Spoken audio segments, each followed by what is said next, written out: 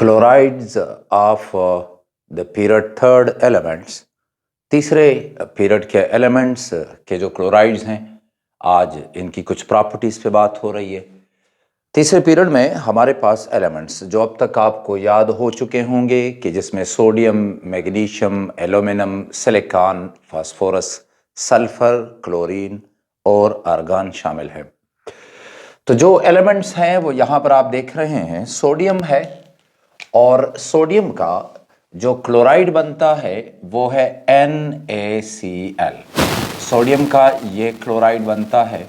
Magnesium का chloride होगा MgCl2। Magnesium का क्लोराइड है MgCl2। और एल्यूमिनियम तीसरे पीरियड का है तो ऑक्सीडेशन स्टेट +3 आता है। याद रखिए सोडियम का +1 है तो यहाँ पे सोडियम क्लोराइड होगा। मैग्नीशियम का +2 है तो मैग्नीशियम के लिए 2 क्लोराइड्स। एल्यूमिनियम है तो एल्यूमिनियम के लिए 3 क्लोराइड्स हैं, AlCl3। फिलहाल मैं लिख रहा हूँ। सिलिकॉन का टेट्रा क्लोराइड बनता है SiCl4। फास्फोरस के लिए 2 क्लोराइड्स हैं, PCl3 मैंने लिख दिया है। एक और भी है PCl5 जिसको हम डिटेल से डिस्कस करने जा रहे हैं। सल्फर का क्लोराइड है S2Cl2, S2 और Cl2। तो सबसे पहले ये जो एलिमेंट्स हैं इनके ये क्लोराइड्स आप देख रहे हैं, ये इनके फार्मूलाज हैं। और फिर स्टेट के लिहाज से तो sodium chloride, magnesium chloride, aluminium chloride ये सारे सॉलिड हैं। तो कॉमन मैंने कहा था, याद रखिएगा मेटल्स हैं तो इनके क्लोराइड सॉलिड होते हैं। फिर सिलिकॉन क्लोराइड, PCl3 और सल्फर मोनोक्लोराइड ये तीनों लिक्विड्स हैं तो मैंने लिख दिया है LLL। तो ये तीनों लिक्विड्स हैं। फास्फोरस का ट्राइक्लोराइड है, पेंटाक्लोराइड फिलहाल नहीं बता रहा, वो सॉलिड है। अब अगर इनके स्ट्रक्चर की हम बात कर लेते हैं तो ये जो क्लोराइड्स होते हैं इब्तिदाई तौर पे, ज़रा इसमें एक छोटा सा पॉइंट है, याद रखिएगा कि स्ट्रक्चर के लिहाज से सोडियम आयोनिक है और कंपाउंड आयनिक है, लैटिस बनेंगे, पॉजिटिव आयंस नेगेटिव आयंस होंगे। मैग्नीशियम भी आयोनिक है, मैग्नीशियम क्लोराइड की हम बात कर रहे हैं वो आयोनिक है। एल्यूमिनियम क्लोराइड, यहाँ पे छोटी सी बात याद रखिएगा कि गो के एल्यूमिनियम क्लोराइड जो है, अगर आप उसमें एल्यूमिनियम और क्लोरीन की इलेक्ट्रोनेगेटिविटी का आप फर्क देखेंगे तो ये फर्क जो है ये 1.55 आता है। यानी इसके लिए जो इलेक्ट्रोनेगेटिविटी डिफरेंस है तो ये आता है 1.55 और वो कम है 1.7 से। तो बाय डेफिनेशन, बाय रूल्स तो इसको कोवेलेंट होना चाहिए, लेकिन इसको आयनिक कंसिडर किया जाता है। क्रिस्टल में इसके आयंस होते हैं। लेकिन अगर इसको हीट किया जाए, देखिए यानी एल्यूमिनियम क्लोराइड अपने एक डायमर में कन्वर्ट हो जाता है और वो डायमर है Al2Cl6। अब ज़रा याद रखिएगा कि ये फार्मूला यूनिट है, आयंस इसमें कंसिडर किए जाते हैं और ये जो है ये आपके पास मॉलिक्यूल है। Al2Cl6 एक मॉलिक्यूल है और ये तब हासिल होंगे जब एल्यूमिनियम क्लोराइड को हीट किया जाए तो ये फिर Al2Cl6 जो है ये प्रोड्यूस कर लेता है। अच्छा, तो ये आयनिक है एल्यूमिनियम क्लोराइड, इसको भी हम ले लेते हैं आयोनिक। और बाकी जितने भी हैं ये सिलिकॉन टेट्राक्लोराइड, फास्फोरस ट्राइक्लोराइड और सल्फर मोनोक्लोराइड, तो ये तमाम मॉलिक्यूल्स हैं। तो मैं इधर लिख लेता हूं कि ये मॉलिक्यूल है और बाकी भी इसी तरह मॉलिक्यूल, ये भी मॉलिक्यूल है। अब आते हैं इनकी इलेक्ट्रिकल कंडक्टिविटी की जानिब। इलेक्ट्रिकली तो ज़ाहिर सॉलिड स्टेट में तो कोई भी कंडक्टर नहीं है, लेकिन अगर हीट किया जाए सोडियम क्लोराइड मॉल्टन स्टेट में होगा तो बड़ा अच्छा कंडक्टर है।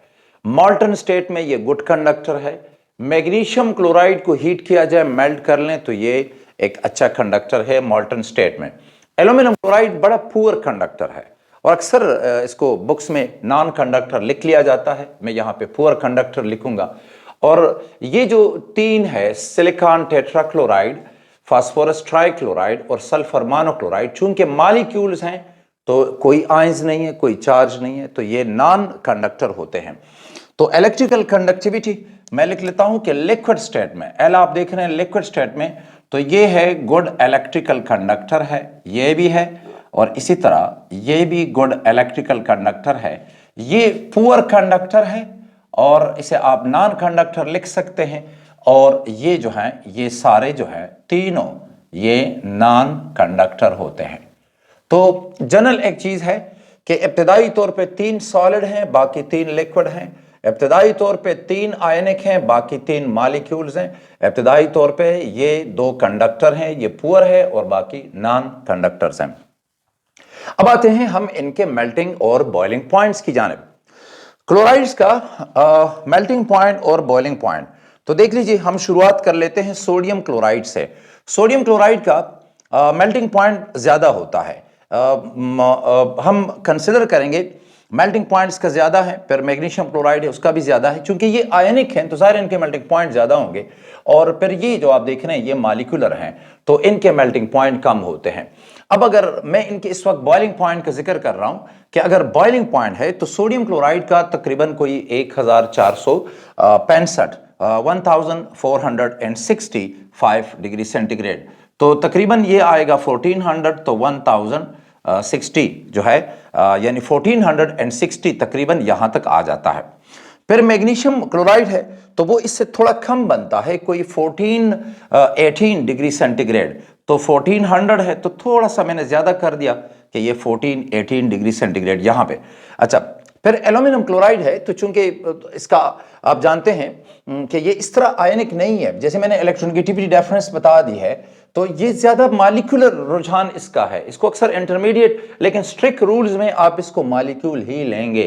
ठीक है जी, हमारी बुक ने इसको कंसिडर किया है कि इसके क्रिस्टल जो होते हैं वो आयनिक होते हैं, लेकिन इसका अगर आप बॉइलिंग पॉइंट देखें तो वो काफी कम बनता है। ये कोई तकरीबन 420 के करीब आ जाता है, तो 420, तो आप देख सकते हैं इसका ये बॉइलिंग पॉइंट है। हमने इनकी बॉइलिंग पॉइंट की बात यहां पे करनी है। आप देख सकते हैं कि इसका बॉइलिंग पॉइंट जो है वो काफी ज्यादा कम है। पानी का अगर आप कंसिडर कर ले तो पानी का जो है वो 100 है और इसका 400 है, तो ये पानी के मुकाबले में यानी चूंकि इसमें आयनिक कैरेक्टर काफी ज्यादा है उसकी वजह से बॉइलिंग पॉइंट इसका काफी ज्यादा है, लेकिन ये उस तरह का आयनिक नहीं है जैसे कि सोडियम क्लोराइड है या फिर मैग्नीशियम क्लोराइड है। इसके बाद सिलिकॉन टेट्राक्लोराइड है तो इसके नॉन पोलर मॉलिक्यूल होते हैं। देख लीजिएगा, सिलिकॉन है तो ये एक टेट्राहेड्रल मॉलिक्यूल है, बिल्कुल मीथेन की तरह सिलिकॉन है। फिर ये क्लोरीन है टेट्राहेड्रल, ये ऐसे ही हैं जैसे कि आपको नजर आ रहे हैं, यानी 109.5 डिग्री का। अब ये जो है ये आउट ऑफ द बोर्ड ये बॉन्ड है क्लोरीन के साथ, और ये जो डॉटेड लाइन से मैंने जाहिर किया ये इनटू द बोर्ड बॉन्ड है उस साइड पे, यानी कुछ इस तरह कि अगर ये आप मेरे हाथ को सिलिकॉन कंसीडर कर लेते हैं तो एक क्लोरीन और दूसरा क्लोरीन इस एंगल पे है 109.5। अब ये जो मैं कहता हूं कि out of the board bond है तो ये इस तरह का बॉन्ड है और इनटू द बोर्ड इस तरह है, तो पूरा स्ट्रक्चर कुछ इस तरह आ जाता है हमारे पास। यानी अब आप इसे देख सकते हैं सिलिकॉन टेट्राक्लोराइड को, ये देखें ये दोनों हैं, इनका एंगल बनता है 109, इनका यानी क्लोरीन सिलिकॉन और क्लोरीन, ये out of the board bond है, ये इनटू द बोर्ड, तो ये हमारे पास एक टेट्राहेड्रल मॉलिक्यूल आता है और नॉन पोलर है, लेकिन मोलर मास काफी ज्यादा है, तो इसका बॉइलिंग पॉइंट जो है वो तकरीबन 60 के करीब आता है। तो अगर मैं इसको देख लूंगा तो ये 200 है तो ये होगा तकरीबन यहां तक आ जाता है 60। अच्छा, इसके बाद फिर PCl3 है, फास्फोरस ट्राइक्लोराइड का बॉइलिंग पॉइंट इससे थोड़ा सा ज्यादा है, ये 60 है, वो तकरीबन 75 तक आता है, तो मैंने थोड़ा सा ज्यादा रखा है। और फिर आपके पास है सल्फर मोनोक्लोराइड। सल्फर मोनोक्लोराइड जो है जो कि इस तरह का स्ट्रक्चर रखता है, PCl3 जो है उसका स्ट्रक्चर कुछ इस तरह है, फास्फोरस है, ये लॉन पेयर है और इस तरह क्लोरीन है, फिर क्लोरीन है और ये भी क्लोरीन है, यानी PCl3 जो है ये पिरामिडल स्ट्रक्चर रखता है, ट्राइगोनल पिरामिडल, यानी अगर मेरा हाथ जो है ये फास्फोरस है तो फिर एक दो क्लोरीन ये हो गए और तीसरा क्लोरीन ये है, तो आप देख सकते हैं ये है ट्राइगोनल और एक लॉन पेयर यहां पे मौजूद होगा, तो इस वजह से ये पिरामिड है। ठीक है जी, ट्राइगोनल है लेकिन इस लॉन पेयर ने बॉन्ड पेयर को रिपेल कर दिया है, तो लिहाजा ये ट्राइगोनल पिरामिडल स्ट्रक्चर रखता है, पोलर मॉलिक्यूल है, और इसकी वजह से इसका जो बॉइलिंग पॉइंट आता है तो वो तकरीबन 70, ज़्यादा है काफ़ी। अच्छा, फिर और ये याद रखिए कि ये तमाम मालिक्यूल्स हैं, तो इनमें जो फोर्सेस होती हैं, forces of attraction, intermolecular forces, तो सिलिकॉन टेट्राक्लोराइड में ये फोर्सेस हैं लंदन फोर्सेस। ये चूंकि पोलर है तो इसमें डायपोल फोर्सेस हैं। अब आते हैं इसकी जानिब, सल्फर मोनोक्लोराइड। तो सल्फर मोनोक्लोराइड का जो स्ट्रक्चर आता है वो इस तरह है, सल्फर है, फिर सल्फर है, और इधर एक क्लोरीन है, और इधर ये क्लोरीन है। ये ज्योमेट्री इसलिए आती है कि सल्फर पर 2 लॉन पेयर्स हैं, 2 लॉन पेयर। सल्फर जो है ये छठे ग्रुप से है, पीरियोडिक टेबल के छठे ग्रुप से ताल्लुक रखता है, और इसके आखिरी शेल में 6 इलेक्ट्रॉन होते हैं। सो जब एक इलेक्ट्रॉन यहां पे शेयर किया, 1 2, सेकंड इधर शेयर किया, तो 1 2 3 4 5 6, तो ये बैंड स्ट्रक्चर है, क्लोरीन सल्फर सल्फर, इधर बैंड है और इधर भी बैंड है। तो हमारे पास ये जो मॉलिक्यूल है इसका बॉइलिंग पॉइंट तकरीबन 140 130 के दरमियान, 130 मैं लिख लेता हूं तकरीबन, तो ये आ जाता है 130, टू बी प्रिसाइज 136 है।